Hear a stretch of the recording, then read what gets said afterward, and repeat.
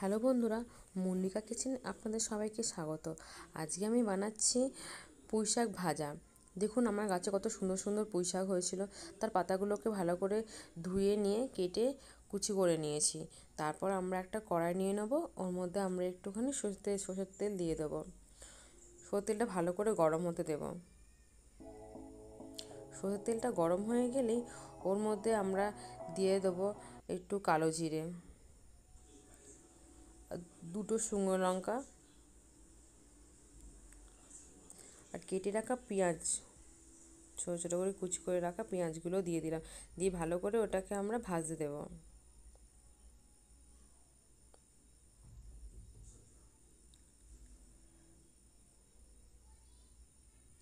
দেখুন হালকা হালকা ভাজা হয়ে এলে ওর মধ্যে আমরা একটু এই 5-6 কোয়োর মতো আমরা রসুনটাকে ভালো করে কুচি করে নেব।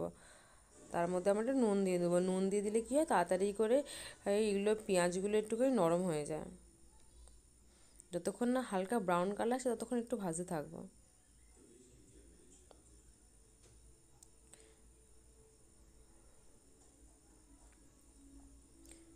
দেখুন এবার হালকা ব্রাউন কালার প্রায় হয়েই গেছে। এবার এর মধ্যে আমরা ভালো করে ধুয়ে রাখা, পরিষ্কার করে রাখা পুঁই শাকের পাতাগুলো আমরা দিয়ে দেব। ভালো করে দিয়ে এবার পুঁই শাকগুলোকে একটুখানি ওলট পালট করে দেব।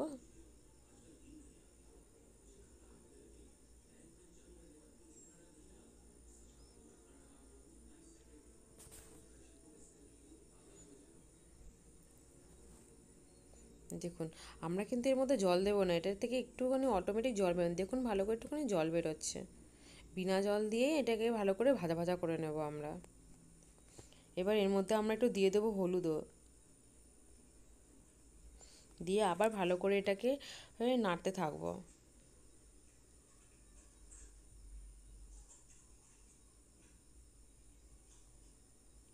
এই দেখুন কতটা জল বেরিয়ে আসছে।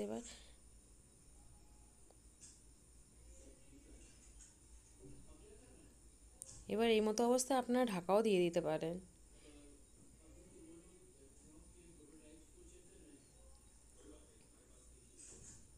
হ্যাঁ বন্ধুরা, এটা ভালো, এটা খুব বেশি আঁচেতে করবেন না, এটা হালকা গ্যাসটাকে সিম রেখেই করবেন। দেখুন কতটা জল বেরিয়ে এসছে। যত এটা হেজে যাচ্ছে পাতাটা, তত বেশি জল বেরিয়ে যাচ্ছে।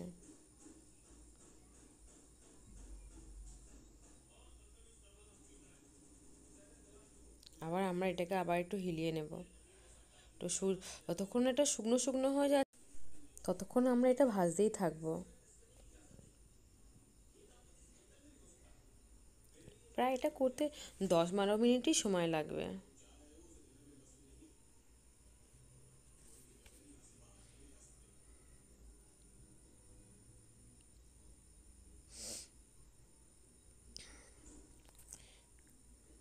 এরকম করে আমরা অনবরত একটুখানি ঘোরাতে থাকবো।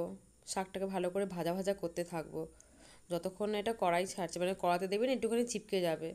যতক্ষণ না চিপকাচ্ছে পুরো আমরা ড্রাই শুকনো করে নেব। এটা যা গরম ভাতের সঙ্গে যা লাগবে না খেতে, খুবই সুন্দর লাগবে। আপনার এটা দিয়েই পুরো ভাতটা খেয়ে নিতে পারবেন অনায়াসে।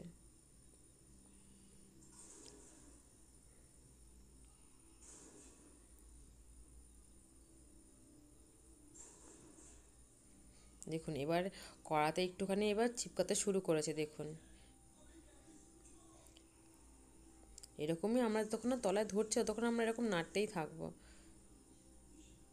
কি বলুন তো, একটু জল জল থাকলে তো এটা ঠিক ভালো লাগে না খেতে। একটুখানি শুকিয়ে গেলে, একটু মানে পুরো ভাজা ভাজার মতো হয়ে থাকলে ভালো লাগে খেতে এটা গরম ভাত দিয়ে। আর পুঁই শাক খাওয়া আমাদের এমনিতেই ভালো। পুঁই শাক খেলে না আমাদের চোখও ভালো থাকে, চোখের জ্যোতি বাড়ায়, চোখের পক্ষে খুবই উপকারী। আপনারা না এটা বাচ্চাদেরও খাওয়াতে পারেন।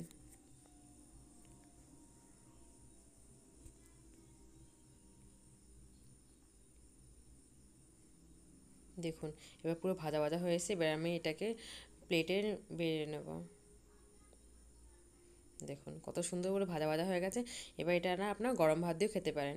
ভালো লাগলে ভিডিওটা লাইক আর সাবস্ক্রাইব করে দিয়ে দেবেন, শেয়ারও করে দেবেন বন্ধুরা। Tata, by.